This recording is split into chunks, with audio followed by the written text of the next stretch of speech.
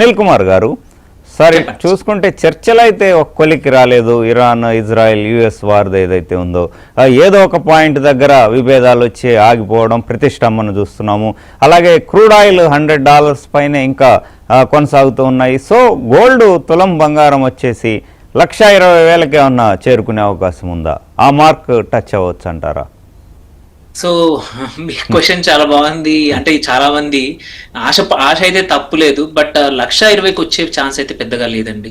ఇక్కడ నుంచి అన్ని అనుకూలించి ఈ యుద్ధ వాతావరణం మొత్తం నార్మల్ అయిపోయినా కానీ 5 నుంచి 15% మాక్సిమం ఇక్కడ నుంచి కరెక్షన్ రావచ్చు. That is maximum.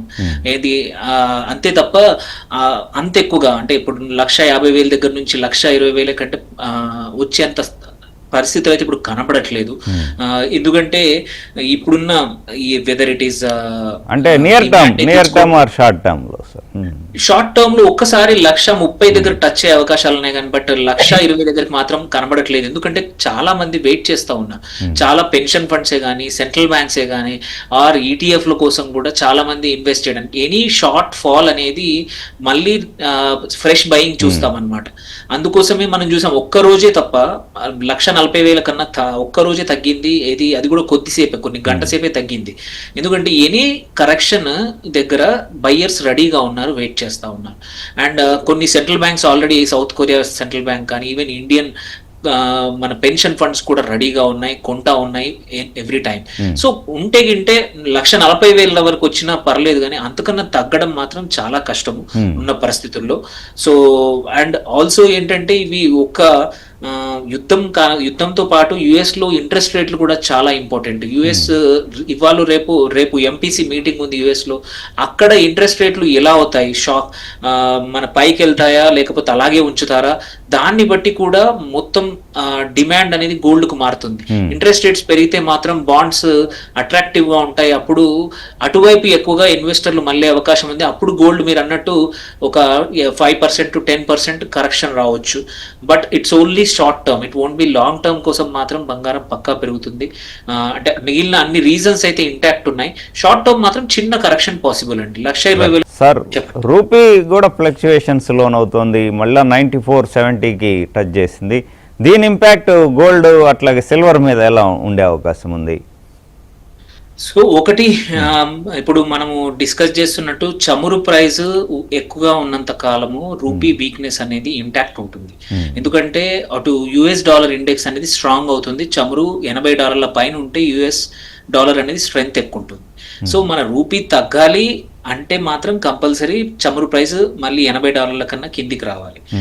అది వన్ సైడ్. సెకండ్ ఏంటంటే మనకు ఇంకొకటి ఏంటి, మొత్తం మనము 80% పైన ఇంపోర్ట్ చేసుకుంటాం కాబట్టి మనం యుఎస్ డాలర్లు ఖర్చు పెట్టి రూపీ కంపల్సరీ అది కూడా ఇంకొక ఇంపోర్ట్ మన బిల్లు పెరగడం వల్ల కూడా రూపీ వాల్యూ పడిపోతా ఉంది. సో ఈ రెండు రూపీ వాల్యూ పడిపోయింది అంటే ఇంకొక ఇష్యూ ఏమవుతుంది, ఇక్కడ గోల్డ్ విషయంలో ఇది ఎలా ట్రాన్స్లేట్ అవుతుంది అంటే గోల్డ్ కూడా మనం ఇంపోర్ట్ చేసుకుంటాం. సో గోల్డ్ ఇంపోర్ట్ చేసుకున్నప్పుడు రూపీ వాల్యూ పడిపోయింది, అటు డాలర్ స్ట్రాంగ్ గా ఉన్నప్పుడు బంగారము ప్రపంచ మార్కెట్ల కన్నా కూడా మన ఇండియన్ మార్కెట్ లో కొంచెం ఎక్కువగా ఎక్స్పెన్సివ్ గా ఉండే అవకాశాలు ఉన్నాయి. సో అటు రెండు రకాలుగా గోల్డ్ ప్రైస్ పెరగడానికి రెండు అవకాశాలు ఉన్నాయి. అటు రూపీ వాల్యూ అండ్ ఇంటర్నల్ గా గోల్డ్ గిట్ట పెరిగితే ఇది కూడా పెరుగుతుంది. కాకపోతే ఇంకొక థాట్ ప్రాసెస్ ఏంటంటే హిస్టారికల్లీ ఏమవుతోంది, యుద్ధం జరిగాక కొన్ని రోజులు బంగారం ప్రైస్ పడిపోతా ఉంది. అట్లీస్ట్ ఒక లాస్ట్ 15-20 మేజర్ యుద్ధాల తర్వాత ఇలా జరిగింది. ఈసారి కూడా అలా జరగచ్చు. ఎందుకనంటే ఇప్పుడు మీరు ఈవెన్ యుఏఈ బయటకు వచ్చి రావడానికి కారణం ఏంటంటే లిక్విడిటీ, డబ్బులు వాళ్ళకి కావాల్సిన రోజువారీ ఆపరేషన్స్ కి క్రూడ్ ఆయిల్ బయటికి వెళ్ళలేక హోర్ముజ్ జలసంధి బ్లాక్ చేయడం వల్ల డబ్బులు అవసరం. అందుకే బంగారం నిల్వలు అమ్మేసుకుంటున్నాయి సెంట్రల్ బ్యాంక్స్. అట్లాగే చాలా కంట్రీస్ చేస్తున్నాయి అనమాట. ఈ యుద్ధం ఆగిపోయి దీని ఎఫెక్ట్ నార్మలైజ్ అవ్వడానికి 3 నుంచి 6 నెలలు పట్టచ్చు. అంతవరకు చాలా దేశాలు వాళ్ళ రెగ్యులర్ లిక్విడిటీ అవసరాలకు కానీ వాళ్ళ అవసరాలకు కూడా ఉన్న నిల్వలు అమ్ముకోవాల్సి వస్తుంది. సో అలాంటి పరిస్థితుల్లో బంగారం పడిపోయే అవకాశం ఉందని మాత్రం ఇంకొక వైపు నుంచి కూడా హిస్టరీ సజెస్ట్ చేస్తూ ఉంది.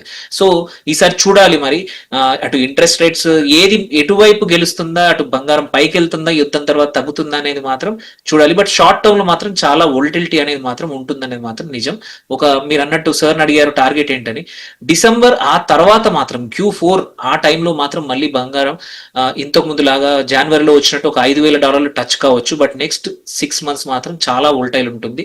అడిషనల్ పెద్ద పర్చేస్ చేయడం కన్నా కొంచెం కొంచెం పర్చేస్ చేసుకోవడం చాలా మంచిది ఎవరైనా పెట్టుబడి చేసేవాళ్ళు. మీద డిపెండ్ అయి ఉంటుంది అంటారు, that to Yes. December projection.